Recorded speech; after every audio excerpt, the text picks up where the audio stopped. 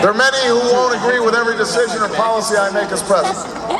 And we know the government can't solve every problem.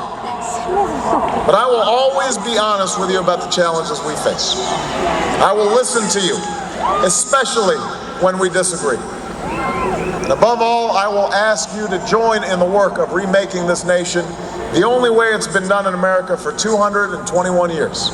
Block by block, brick by brick, calloused hand by calloused hand. What began 21 months ago in the depths of winter cannot end on this autumn night. This victory alone is not the change we seek. It is only the chance for us to make that change. And that cannot happen if we go back to the way things were. It can't happen without you, without a new spirit of service, a new spirit of sacrifice. So let us summon a new spirit of patriotism, of responsibility, where each of us resolves to pitch in and work harder and look after not only ourselves but each other. Let us remember that if this financial crisis taught us anything, it's that we cannot have a thriving Wall Street while Main Street suffers. In this country, we rise or fall as one nation, as one people. Let's resist the temptation to fall back on the same partisanship and pettiness and immaturity that has poisoned our politics for so long. Let's remember that it was a man from this state who first carried the banner of the Republican Party to the White House, a party founded on the values of self-reliance and individual liberty and national unity.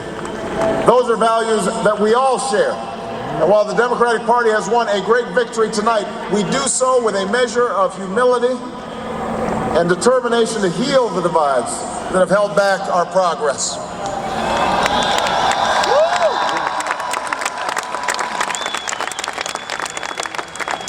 As Lincoln said to a nation far more divided than ours, we are not enemies, but friends. Though passion may have strained, it must not break our bonds of affection.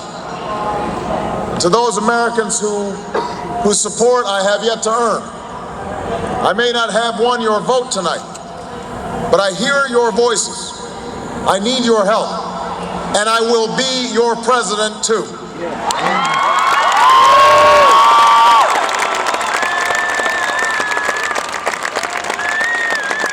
And all those watching tonight from beyond our shores, from parliaments and palaces, to those who are huddled around radios in the forgotten corners of the world, our stories are singular, but our destiny is shared.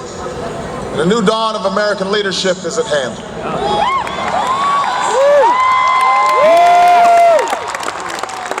To those who would tear the world down, we will defeat you. To those who seek peace and security, we support you.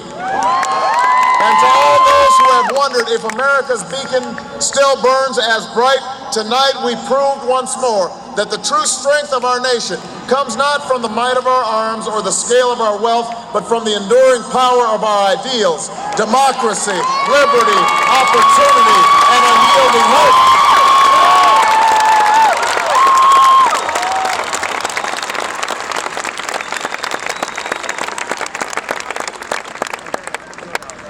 That's the true genius of America, that America can change. Our union can be perfected. What we've already achieved gives us hope for what we can and must achieve tomorrow. This election had many firsts and many stories that will be told for generations, but one that's on my mind tonight is about a woman who cast her ballot in Atlanta. She is a lot like the millions of others who stood in line to make their voice heard in this election, except for one thing. Ann Nixon Cooper is 106 years old. She was born just a generation past slavery, a time when there were no cars on the road or planes in the sky, when someone like her couldn't vote for two reasons: because she was a woman and because of the color of her skin. And tonight, I think about all that she's seen throughout her century in America. The heartache and the hope, the struggle and the progress. The times we were told that we can't, and the people who pressed on with that American creed. Yes, we can.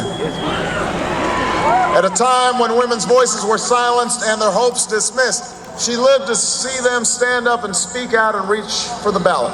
Yes, we can. When there was despair in the Dust Bowl and depression across the land, she saw a nation conquer fear itself with a new deal, new jobs, a new sense of common purpose. Yes, we can.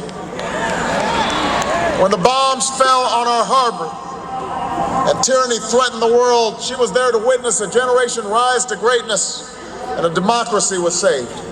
Yes, we can. She was there for the buses in Montgomery, the hoses in Birmingham, a bridge in Selma, and a preacher from Atlanta who told the people that we shall overcome. Yes, we can. A man touched down on the moon. A wall came down in Berlin. A world was connected by our own science and imagination. And this year, in this election, she touched her finger to a screen and cast her vote. Because after 106 years in America, through the best of times and the darkest of hours, she knows how America can change. Yeah. Yes, we can. Yes, we can. America, we have come so far. We have seen so much, but there's so much more to do. So tonight, let us ask ourselves, if our children should live to see the next century, if my daughters should be so lucky to live as long as Ann Nixon Cooper, what change will they see? What progress will we have made? This is our chance to answer that call. This is our moment. This is our time to put our people back to work and open doors of opportunity for our kids, to restore prosperity and promote the cause of peace, to reclaim the American dream and reaffirm that fundamental truth that out of many we are one, that while we breathe, we hope, and where we are met with cynicism and doubt and those who tell us that we can't, we will respond with that timeless creed that sums up the spirit of a people. Yes, we can. Thank you. God bless you.